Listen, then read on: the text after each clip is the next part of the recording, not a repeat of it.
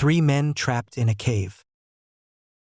Abdullah ibn Umar reported that the messenger, may the peace and blessings of Allah be upon him, said, "Three men of a people before you, they were on a journey when a storm overtook them, so they took shelter in a cave. A rock slipped down from the mountain and blocked the exit from the cave. One of them said, 'The only way for deliverance left is to beseech Allah in the name of some virtuous deed.'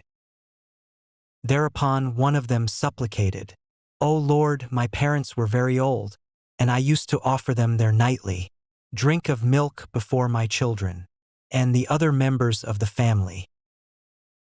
One day I went astray far away in search of green trees, and could return only after my parent had gone to sleep.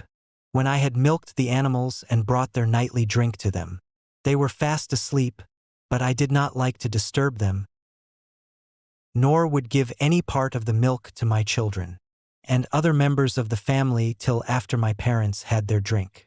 Thus, with the vessel in hand, I awaited their awakening till the flush of dawn, while the children cried out of hunger at my feet.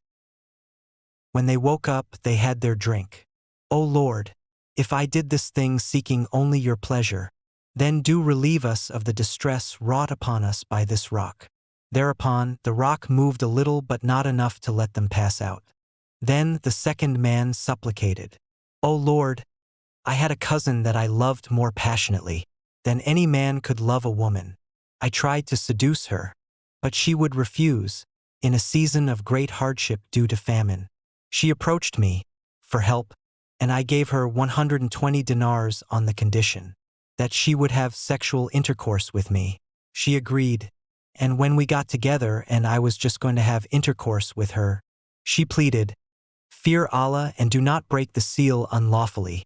Whereupon I moved away from her, even though I desired her most passionately, and I let her keep the money I had given her.